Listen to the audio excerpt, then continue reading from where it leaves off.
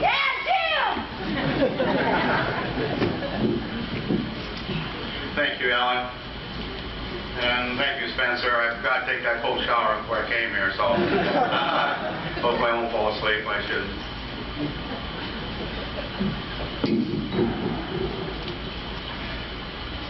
A lot of people out there. Got a cowboy from the prairies of central South Dakota with no wrestling background whatsoever. He's successful enough to be accepted into the National Wrestling Hall of Fame. Yes, I can. I want to thank a number of people for getting me here where I'm at today. To Spencer Yoho, to Scott Davis, and those who had a part in the selection and planning of this Hall of Fame banquet. I sincerely thank you. This recognition was something I never expected, and to be placed alongside those to whom I have great respect is indeed a great honor. Thanks to Norman Franchier, who hired me. When I graduated from college, none of my job applications were accepted. However, the Adrian superintendent contacted me about a job, and the school board approved the contract for 1967-68. Thank you to the athletic director, Gary Chamley, who recommended me for the wrestling job back in 1968-69. The school board approved it even though I never saw a high school wrestling match up to that time.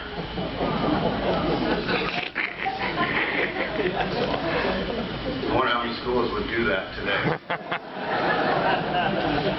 Thanks to Father Anderson, priest at St. Adrian's School, who asked me to work with some boys who were interested in wrestling. The next year, St. Adrian High School closed, and the number of wrestlers in the program grew from that point on. Thanks to the coaches of Southwest Minnesota. Through observation, they unknowingly taught me the technique and strategy and mat-side coaching skills that I developed. I'd like to mention a few. Dick Saxlin of Pipestone, Lyle Gillen of Jasper, Jim Hart of Jackson, Cleet Blagan of Slate. By the way, you know, his granddaughter was the very first wrestler in the Minnesota State High School tournament this year. Brad Thompson of Fulda, Larry Skogerbo of Sherber, and two other coaches that I most admired, the late Ken Droger-Miller of Worthington and the late Paul Kruger of St. James. Although they had different personalities, their programs turned out quality wrestlers year after year. I want to say thanks to Don Myers of the State High School League as an official. Called him many times. His professionalism and his patience with me helped me get through a lot of difficult situations. Thanks to Mike Sterner. It was through Mike that I got my coaching certificate and allowed me to continue coaching. Thanks to the assistant coaches that I've had, Glenn Miller, Lee Cornell, Kim Kaplinger, back in the 1970s. They were all former wrestlers who brought much more to the program than technique. Glenn, for example, taught me the value of statistics, while Lee showed me the importance of the news media.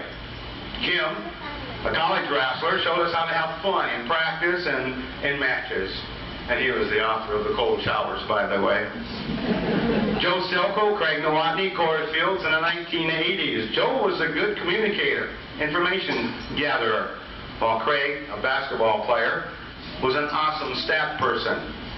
No one was more dedicated to the sport of wrestling than Corey Fields.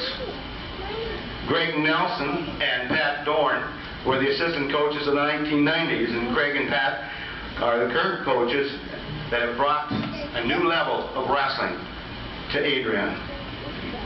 I can't forget Henry Peterson. He's a special assistant coach, one of a kind. He was with me from the very beginning, 1968 to 1999, and he still continued on with Greg and Pat. He put up with me for 31 years. You gotta say more about this man. Thanks to Adrian's large German Catholic families who believed in me. Even though Adrian was a basketball community, they were willing to give wrestling a chance. So many of them gave me help and support. Time limits me from talking about all of them, but I'd like to talk about one family that really helped me get started. That was Joe and Punky Dorn, parents of Mark, Rick, Pat, Randy, Sharon, and Kathy. Before their kids became a part of the wrestling program, Joe visited me on my acreage on the east side of Adrian.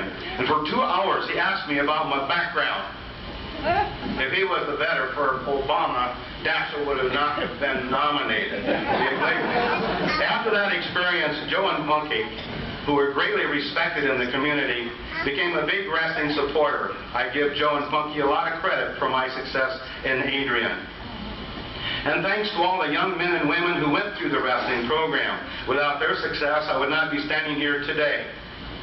I found out early that I could learn a lot from them. An example was, I got time, Eugene Wolf, 1981, state tournament, Canby, first round, 55-pound match. We were behind, 3 matches left to go. Huge, undefeated. No one scored 80 points against him. He gave up 1 penalty point the whole year against all the competition. He says, Coach, we got to do something here. He says, switch me and Tim Rupert around. And I was shocked. Because I didn't move wrestlers around. But yeah, let's do it. You know, he was excited about it. I went with it. Timmy Rupert went down from 85 to 167, wrestled the kid, pinned him. Hughes went against a tough, well-respected Jeff Luters, beat him 4-zip. Rusty Becker went against a tough heavyweight and beat him too. I have to mention my family, my wife Karen, who is here today. If you'd stand, Karen, please. She was always my best assistant, willing to help in any way she could.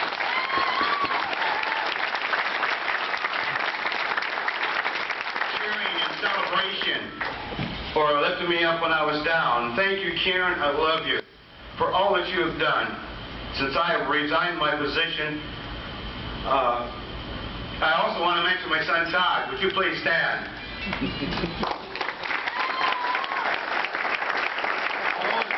Music, he was always there supporting me. Todd is a 4th-generation teacher. He teaches band and computer at Yankton, South Dakota. Todd and his wife, Bobby Joe, a pharmacist at Yankton Human Services, have given us 2 beautiful grandchildren, Josh 9, Sarah 6. Can I spend the next 31 years with my family? Yes, I. Thank you.